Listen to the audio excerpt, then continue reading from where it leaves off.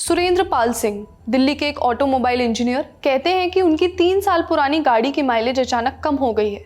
नई दिल्ली के अजय राज कहते हैं उनकी कार का इंजन खराब हो गया है और रिपेयर की कॉस्ट बढ़ गई है। चेन्नई की मीनाक्षी नटराजन ने बताया कि उनकी गाड़ी का फ्यूल पंप डैमेज हो गया है और माइलेज भी गिर गई है। बीते कुछ दिनों में आपने ऐसी खबरें सुनी होंगी। ये सब आरोप उन लोगों के हैं जिन्होंने कथित तौर पर E20 फ्यूल का इस्तेमाल किया। आपको पता ही है कि अब गाड़ी में सिर्फ पेट्रोल नहीं डलेगा, उसमें 20% एथेनॉल भी डलेगा। एथेनॉल क्या है? एक तरह का अल्कोहल।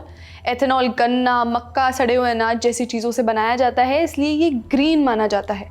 यानी आप अगर 100 ml फ्यूल खरीदेंगे तो उसमें 80 ml पेट्रोल होगा और 20 ml एथेनॉल। इसी को E20 पेट्रोल कहते हैं। 2021 में प्रधानमंत्री नरेंद्र मोदी ने क्लीन फ्यूल का ऐलान किया था।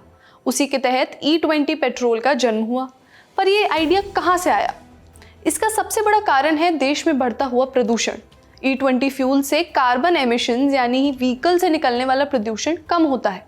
एथेनॉल ब्लेंडिंग से पर लीटर फ्यूल में पेट्रोल कम इस्तेमाल होता है, तो देश का इंपोर्ट बिल भी कम होता है। तीसरा यह भी कि सड़ा हुआ अनाज है जो बेकार हो जाता, उसका इस्तेमाल एथेनॉल बनाने में किया जा सकता है। अब ये सब आइडियल कंडीशन है, ऐसा कहा जाता है। लेकिन इस कंडीशन के साथ कुछ सवाल भी आते हैं। कुछ तो वो सवाल कि अगर पेट्रोल में अल्कोहल मिला देते हैं तो क्या इंजन या माइलेज नहीं गड़बड़ होंगे? उस पर हम अलग से बात करेंगे। लेकिन आज कायदे से बात करेंगे कि अगर 1 लीटर फ्यूल में 200 ml एथेनॉल है और 800 ml पेट्रोल है तो कीमत कम क्यों नहीं हो रही है? उतनी ही कीमत वसूली जा रही है जितनी पूरे के पूरे 1000 ml पेट्रोल की ली जाती थी। इसके लिए रुख करते हैं एक रिपोर्ट का। भारत सरकार का अपना थिंक टैंक है नीति आयोग। पॉलिसी लेवल पर सरकार को कोई चेंज करना होता है तो सुझाव नीति आयोग से ही लिए जाते हैं। 2021 में इसी आयोग ने एक रिपोर्ट जारी की, road map for ethanol blending in India 2020-25। इसमें कहा गया कि देश में ज़्यादा एथेनॉल ब्लेंडिंग को बेहतर तरीके से अपनाने के लिए ऐसे फ्यूल की रिटेल कीमत आम पेट्रोल से कम होनी चाहिए ताकि इसमें कैलोरी की कमी की भरपाई हो सके और लोगों को ब्लेंडेड फ्यूल इस्तेमाल करने के लिए प्रोत्साहित किया जाए। यानी सरकार की एजेंसी ही कह रही थी कि एथेनॉल वाले पेट्रोल का दाम कम होना चाहिए ताकि भले ही नॉर्मल पेट्रोल के मुकाबले इस पेट्रोल से कम एनर्जी मिले, लेकिन सस्ता होने की वजह से लोग इसे खरीदें। लेकिन क्या ऐसा हुआ? जवाब है नहीं। पेट्रोल भरवाने वाले जान ही रहे होंगे और एनर्जी में नुकसान तो हो ही रहा है। एथेनॉल में पेट्रोल के मुकाबले 33% कम ऊर्जा होती है। इसी एनर्जी कंटेंट को कैलोरीफिक वैल्यू कहते हैं। यूएस एनर्जी इंफॉर्मेशन एडमिनिस्ट्रेशन के अनुसार E10 मतलब 10% एथेनॉल मिलाते हैं, उससे 3% का माइलेज लॉस होता है। तो E20 से लगभग 6% का माइलेज लॉस हो सकता है। मतलब साफ है कि उतने ही किलोमीटर चलने के लिए अब ज़्यादा फ्यूल खरीदना होगा। ये तो डबल बर्डन हो गया। ना तो कम पेट्रोल से फ्यूल की कीमत कम हुई, ऊपर से अब ज़्यादा फ्यूल भी खरीदना पड़ेगा। लेकिन पेट्रोल का दाम कम हुआ क्यों नहीं है?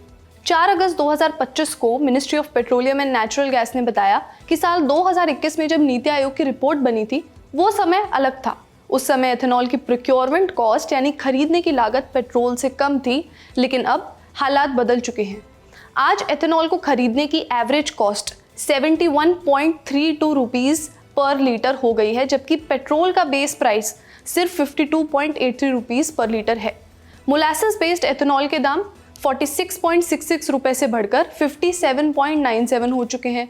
मक्का से बनने वाला एथेनॉल 52.92 रुपीज़ से बढ़कर 71.86 रुपीज़ हो गया है। तो साहिबान, सरकार का कहना है कि बढ़ती लागत के कारण E20 पेट्रोल सस्ता नहीं हो सकता। जुबान पर आखिरी सवाल आता है कि सरकार ने एथेनॉल ब्लेंडिंग से जुड़े अपने फ़ायदे तो गिनाए हैं, लेकिन आपको क्या लगता है, क्या पंप पर ये E20 पेट्रोल उतनी कीमत पर सही है जितना आप दे रहे हैं? क्या इस मुद्दे पर सरकार को ज़्यादा खुलकर सफाई देनी चाहिए? आपकी क्या राय है, हमें कमेंट्स में बताएं। मेरा नाम है श्रुति और देखते रहिए द ललन टॉप। शुक्रिया।